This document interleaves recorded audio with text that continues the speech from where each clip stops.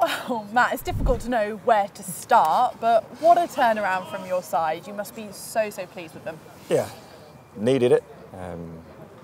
We started the game poorly again. Look, Jed's hold his hand up at half-time. A poor moment for the first goal, but we've still got to help him out and defend that better. And then another set-piece moment which we couldn't deal with. Made changes personnel and formation-wise, which seemed to settle him a little bit and give us a better out in terms of the game. And then we started to play. And once we started to play, we then needed a little bit more to believe in, and LT's moment was a big moment for us because that gave us more belief and more feeling that we were in the game, and that was a message at half-time, and then 2 quality goals. How difficult was it to think about that change? Because under you, Scott Sinclair hasn't actually got that many minutes, has he? But he did make a difference, and going back to that back four just looked a little more settled. Yeah, but also in terms of, I'll speak later about why I spoke to the fans, the players are feeling the pressure.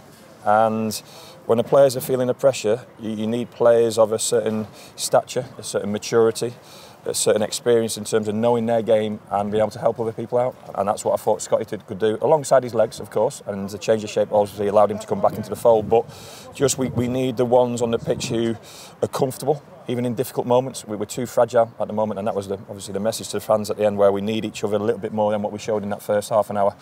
Players, myself and the fans as well, and the whole club, because we're only going to get out of difficult moments with the help of each other, and they needed a little bit of strength to see and to sense. So Scotty got his opportunity, and if we keep that shape, then obviously he's back in the fold in terms of affecting the pitch. And I imagine you would have had to sort of say those kind of words to Alcan, who's a young player you've brought in on loan, and I guess it could have been a few players that came on. Yes, yeah, it could have been, but when you change from a back three to a back four, you're probably going to take off one of your centre halves. And Willow's, similar to Scotty, Willow's experience shone as the game went on, and Tristan's probably got good legs as well. I hope he understands it. I don't think he'll like it. No one likes being dragged, but it was very much needs must in that moment. And I know you said the players are feeling the pressure, but we should talk about Luke Thomas, because since you've come in, he's been such an integral part, and that was a great finish, wasn't it? Yeah, but I want more of that from Luke. I do, because I think he's got it in, he's capable of more goal-scoring moments and more creation moments and just a little bit more belief, and I want him to have that forward mentality which he showed from probably his goal onwards.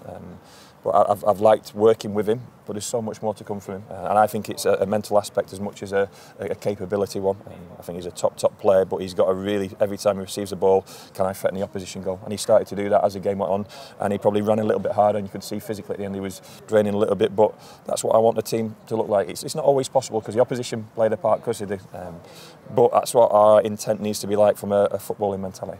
And I'm sure we'll talk about the goals in the second half, but also Jed Ward made a couple of great saves early in the second half, didn't he? Yeah, but that's part of the message to the fans. There's inconsistency on the pitch, and Jed, as much as he's one of our own and we love him and we love the fact that he's playing League One football, no other keeper of that age and stature is playing League One football.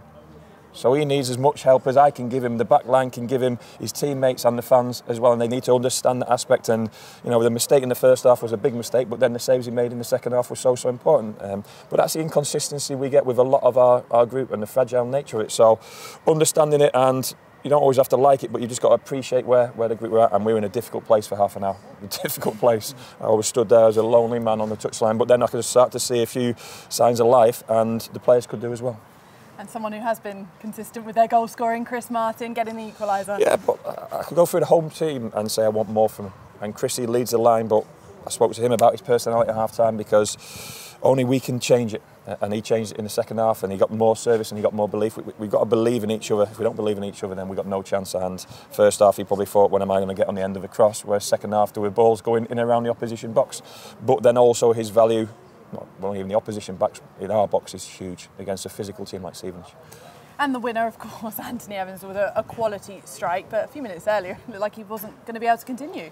Yeah, well, he was the assist for the second goal, the equalising goal. I think he got a poke in the eye. Such a strange one, because it was just one of those nights which is just madness.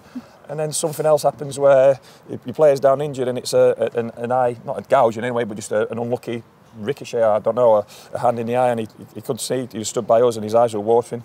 That's probably why he hit the target. Let's be honest, because he's another player with an abundance of quality. But as I've said before, the pressure is weighing heavy on some of them. And Camille Conte, of course, seeing a red card at the end. Was that perhaps just taking one for the team, though? Possibly, but he's, him and Anthony, who's now suspended, that's too many bookings in that amount of games. I'll be speaking to both of them now. Camille's only with us in the last sort of month or so a lot of those bookings were at Grimsby, but we can't afford good players to be missing 2 games at any stage of the season. We shouldn't really be getting to that double-figure mark. That says to me that is not a lack of discipline, but a lack of understanding in certain moments of the game and working your feet and sharpness in the middle of the park. So you said you went over to speak to the fans. Sounds like you've had to do a lot of managing today. And what did you say to them? I just said, I think they can see it. I think they can see it. Look, we all share each other's frustrations when results don't go our way. But, I could talk at length about our 10 injuries, 8 of which are probably starting players. But that's an excuse. Everyone's got problems in terms of their club, but we just need to stick together for a little bit longer and understand where the expectations are. They've changed the manager already this season because of poor results, partly because of injuries, partly because of availability. It's a weak group at the moment. I can see it on a daily basis. As much as the messages we're giving them to build them back up, the game just goes bang, straight away. In any form, and when that happens they need to see strength, and I've spoken about the strength on the pitch, and they need to see a bit of strength behind them for a little bit longer, and that was just my message to the fans, and they could sense it and they could see it and they can believe it a little bit more, but that's what I want a Bristol Rovers team to look like. It might not happen for the next 14 games, but we'll show us. I'll try. Did you feel that togetherness when you went over there? Yeah, but because you've won a game of football. If we'd have got beaten, I couldn't go over there and say it because I've been getting absolute dog's abuse. Is he okay? If that makes sense. I've been getting abuse, and I can take it because I'm thick-skinned enough, but I know my players can't.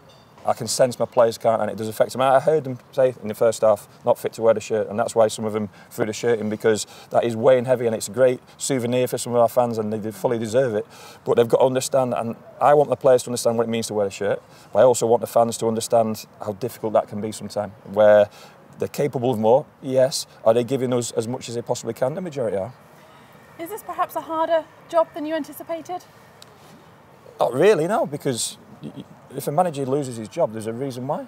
There's a weakness in the squad. I think there's probably been a bit too much preaching about how strong the squad is at the start. Now, the league would suggest, and lack of consistency and the results we've had would show the weaknesses. That's not a reflection on anything other than probably what was right at the start of this season. And that's what League One or any league does to you when you are weak in certain areas of the pitch. So maybe there was there's more disappointment because there was an expectation that we would be challenging higher than we are right now. But to be realistic of where the squad are at, we are probably where we should be. Are we 10th at the moment? Are we mid-table? We're probably in a certain place where we know what's up behind us, but we're also looking ahead. We've beat the team who are 6th in the league at the moment, and we want to claw that gap back. That's a big gap. The league table, it's a cliche, but it never ever lies.